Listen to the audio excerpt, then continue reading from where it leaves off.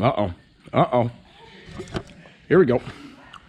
We got Coach Zach Busha, gonna tell us something about the martial arts on this Friday morning. I don't know.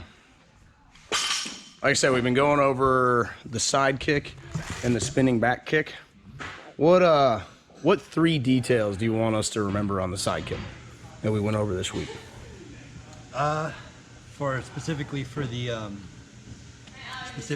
the side kick, we want to make sure that the positioning of the feet is really important. Right.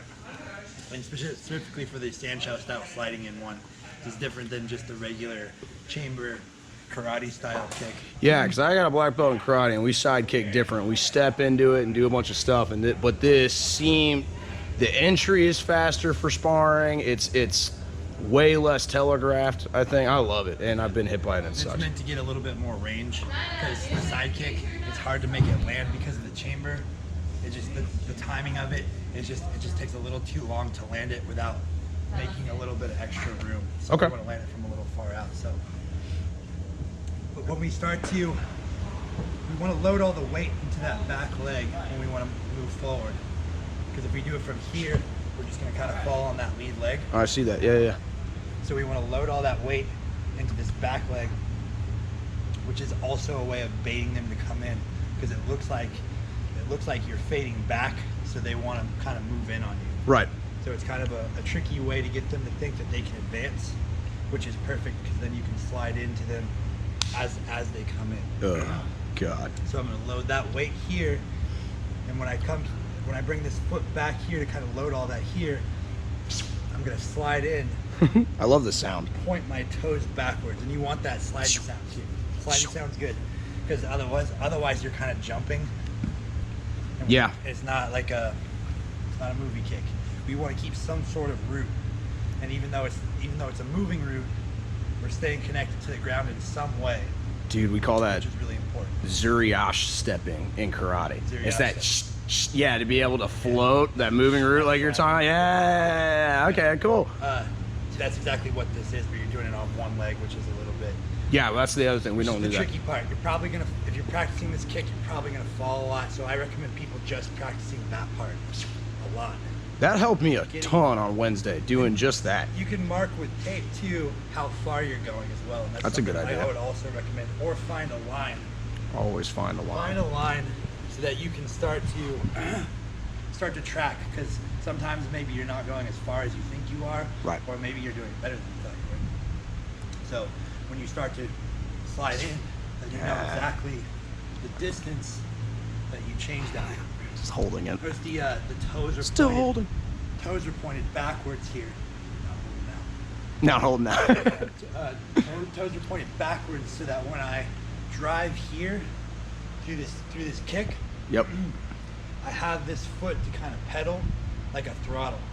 Oh yeah, you just have more balance in. Because if I'm right here and I throw my kick and I land my kick. Oh, it's gonna push your ass over. It's going. That's why we fall. It's gonna roll over the instep of the foot, and you're gonna fall. You're not gonna get as much penetration into your kick because you're gonna knock yourself back more than you're gonna knock them back. Right. So we want that pointed this way so that when I drive, I can counterbalance with my upper body and drive through and get all my force to drive him back and to penetrate through my target.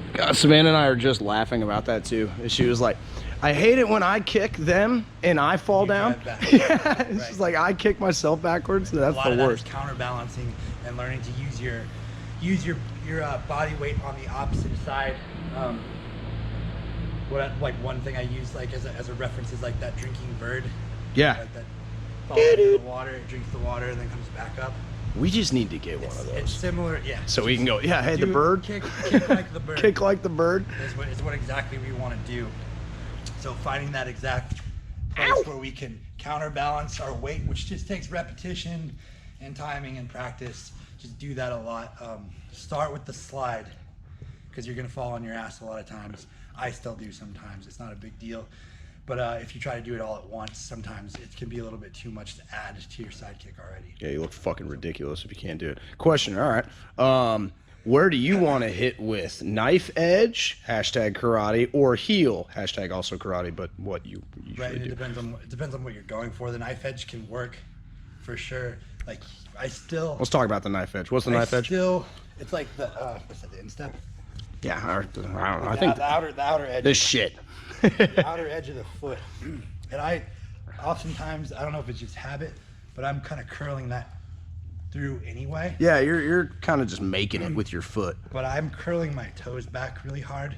Okay. And just the bone structure of the body, there's that spur, because there's that spur that goes into the heel and then arches up over here. Got it. I want to kick through that bone. Okay. Me in particular, I like the instep is a bigger surface area, or not the instep. We'll just say the knife edge, because I don't know if I'm saying that right. The knife edge is a bigger surface area. I like to just drive the heel through, so that whatever I hit with the heel there will just go through my target. The heel's such a small point too. Yeah. Like hitting them with something It's that like hitting big. them with a knuckle on your foot, basically. And that's what, like, a lot of times we're going to the body. We're really driving through heavy with that. What I'm looking to do is to separate a rib or make a break. Fuck that. And then somebody can fight through that a lot of times, but they're not going to be the same fighter. Okay. Would you sidekick? I'm just throwing random shit out there. Would you sidekick a thigh and go for that lead leg sidekick, kind of like how Jones does, the same way, or is that a different kind of sidekick? You just change the. Are you just changing where you're attacking, or do you attack that a little different? Or I do attack that one different, actually. how you do that? That one, I do want to use. You're looking at my leg like you want to kick it. Yeah. I'm already thinking of it, so my eyes are gonna go where I'm thinking. I love it. That one, I think about cupping the leg, because I'm not thinking about damaging the leg. It can be the back or the front. But I'm not thinking about just driving the heel, because this tends to want to glance. Right. I can move if I glance off, boom, and I miss that, then I'm stepping into area that I don't really want. Got it. Hi, buddy. Coach PG in the house. It's Coach PG. Mama Lottie and Baby B. What's he doing? What are you doing? We can grab his thing if you want. Edit. Cut. Edit. Recut. Go. So I make movies. No big deal. Don't worry about it. So back to the side kick that we're doing to the thigh. You can do that several ways. The one that John Jones uses a lot is actually this weird stompy thing. Oh, yeah. It's not really a side kick because he's so long. He can just use that back one and stomp here. Oh, that still didn't feel good. And you can do either though. And I'll use this one a lot. Okay. I use this. It was a really integral part of when I fought Pele. I was keeping my distance on him because he was just such a heavy. He threw such heavy strikes that I wanted to keep the distance. And didn't you open him up with a couple side kicks, and then that's yeah, what got the two I going? would go to the body, or I would throw that instep here, or whatever it is, knife edge. I like to just cup with my foot because all I'm trying to do is grab that leg and stop it. Oh, and that's all knee. Because I want to lock that out. Yeah, and it did. That sucks. That's what I'm really looking to do. So anytime he advances, so if you start to move forward, I can stop his advancement by locking out that knee. And so I'm not really trying to damage. I'm not trying to do damage to the thigh or where I'm making impact. Okay. I'm hitting above the knee and trying to